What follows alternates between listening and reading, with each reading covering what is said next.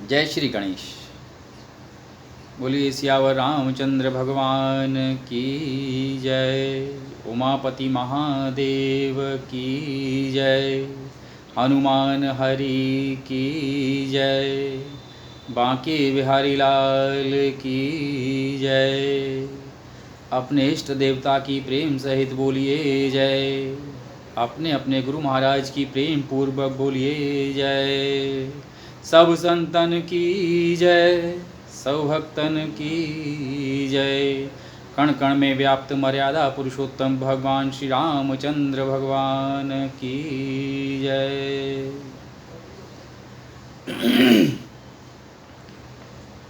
दिनांक 5 जुलाई रविवार को गुरु पूर्णिमा का पावन पर्व है। आप सभी को गुरु पूर्णिमा की हार्दिक शुभकामनाएं, अनेक शुभकामनाएं। कहते हैं कि पानी पीजिए छान के और गुरु बनाइए मान के। भली भांति किसी से परिचित होने के बाद उसे गुरु बनाना चाहिए, क्योंकि हमारे जीवन में गुरु का एक ख़ास महत्व है। वैसे तो मनुष्य की प्रथम गुरु जो होती है वो माता होती है, उसके बाद पिता उसके गुरु होते हैं, फिर शिक्षा ग्रहण की जाती है, शिक्षक उसके गुरु होते हैं, और एक शिक्षक एक गुरु वो होते हैं जो हमारे जीवन के पथ को प्रकाशित करते हैं, हमें जीने की राह सिखाते हैं कि इस सांसारिक जीवन में हमें जीना कैसे है। आध्यात्मिक रूप से भी गुरु का बहुत महत्व है, यानी हमारा जीवन गुरु पर आधारित है। कबीरदास जी का एक दोहा याद आता है, गुरु गोविंद दो ठाड़े काके लागू पाएं, बलिहारी गुरु आपकी, बलिहारी गुरु आपकी जो गोविंद दियो बताए। कबीरदास जी कहते हैं कि गुरु और गोविंद, गुरु और ईश्वर दोनों खड़े हैं। हे गुरुवर, आपने मुझे ईश्वर से परिचित कराया, मैं आपके चरण स्पर्श करता हूँ, आपकी बलिहारी जाता हूँ जो आपने मुझे ईश्वर से मिलाया। हमारे जीवन में गुरु का बहुत महत्व है, और आज गुरु पूर्णिमा के अवसर पर, यानी रविवार 5 जुलाई को गुरु पूर्णिमा के अवसर पर मुझे एक लेख याद आता है पंडित विजय शंकर मेहता जी का। पंडित विजय शंकर मेहता जी ने आज के परिवेश में, आज के कोरोना काल में गुरु पूर्णिमा पर एक विशेष लेख लिखा है। मैं उन्हीं का लिखा हुआ ये लेख आपको सुनाना चाहता हूँ। आत्मिक जागृति गुरु और गुरु मंत्र से ही संभव है। आत्मिक जागृति, यदि हम अंदर से जागृत होना चाहते हैं तो वो गुरु से और गुरु मंत्र से ही संभव है। कैसे, आइए जानते हैं। पंडित विजय शंकर मेहता जी कहते हैं कि किसे गुरु बनाएं और क्यों बनाएं।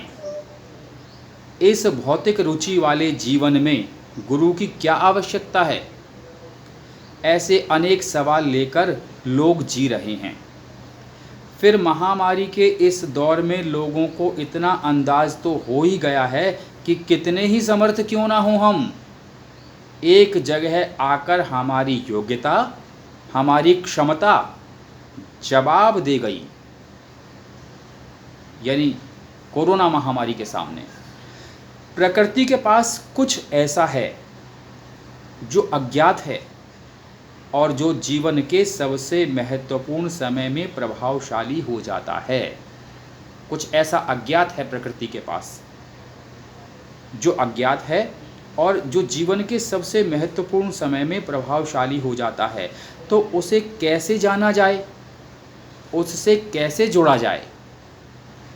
वह परम शक्ति उपलब्ध हो सकती है, पर इसके लिए हमारी योग्यता होनी चाहिए, और यह काम करते हैं गुरु।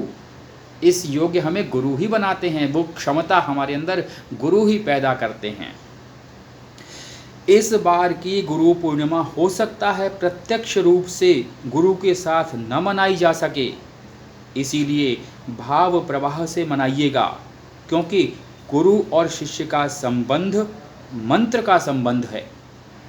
अपने मंत्र को सांस से नाभि पर ले जाएं, वहाँ गुरु की आकृति लाएं, अपने नेत्रों के सामने गुरु की छवि को लाएं, गुरु की आकृति लाएं और यहीं से गुरु पूजन करें। इस बार गुरु पूजन इसीलिए भी आवश्यक है कि हमें अपनी शारीरिक और आत्मिक इम्यूनिटी बढ़ाना है। क्यों आवश्यक है? क्योंकि शारीरिक क्षमता बढ़ाने के लिए चिकित्सा विज्ञान मदद कर रहा है। इस बार गुरु पूजन इसलिए भी आवश्यक है कि हमें अपनी शारीरिक और आत्मिक इम्यूनिटी बढ़ाना है। शारीरिक क्षमता बढ़ाने के लिए चिकित्सा विज्ञान मदद कर रहा है, लेकिन आत्मिक जागृति गुरु और गुरु मंत्र से ही संभव होगी। कैसे? राम इतने समर्थ थे, श्री राम जी बहुत समर्थ थे, इतने समर्थ थे, फिर भी ऋषि अगस्त्य को गुरु मानकर कहा था, अब सो मंत्र देहु प्रभु मोही, जेहि प्रकार मारो मुनिद्रोही। हे ऋषिवर, मुझे ऐसी युक्ति बताइए जिससे कि मुनिद्रोही राक्षसों को मार सकूं। जो राक्षस मुनियों को परेशान करते हैं, ऐसी युक्ति बताइए जिससे कि मुनिद्रोही राक्षसों को मार सकूं। इस गुरु पूर्णिमा पर आप भी अपने गुरु से मानसिक रूप से पूछिए, उनसे शक्ति मांगिए कि इस महामारी को कैसे पराजित करना है। और वैसे आजकल आप और हम सभी जानते हैं, ज़्यादा बताने की आवश्यकता नहीं है कि हमें सजग रहना है। सजग रहकर ही हम कोरोना से अपने आप को बचा सकते हैं, इस महामारी से। कैसे सजग रहना है? जैसे कि हमें यदि घर से निकलना है तो मुंह पर मास्क लगाकर निकलना है, सोशल डिस्टेंसिंग, परस्पर दूरी का ध्यान रखना है। और जब हम अपने घर पर वापस आते हैं तो कम से कम 20-25 सेकंड तक अपने हाथों को साबुन से धोना है। यानी कुल मिलाकर के सजग रहेंगे तो सुरक्षित रहेंगे, और यदि हम सजग रहेंगे, हम सुरक्षित रहेंगे, तो हमारा परिवार सुरक्षित रहेगा, हमारा समाज सुरक्षित रहेगा, हमारा देश सुरक्षित रहेगा। गुरु पूर्णिमा आज यही संदेश देती है कि सजगता बहुत आवश्यक है जीवन में। जीवन में सजग रहना और अनुशासित रहना सदैव ही आवश्यक है। और गुरु पूर्णिमा की एक बार आपको पुनः अनेक शुभकामनाएं। आप भी सजग रहें, सुरक्षित रहें, आपका दिन मंगलमय हो। इन्हीं शुभकामनाओं के साथ एक बार फिर आपको गुरु पूर्णिमा की शुभकामनाएं। जय सिया राम।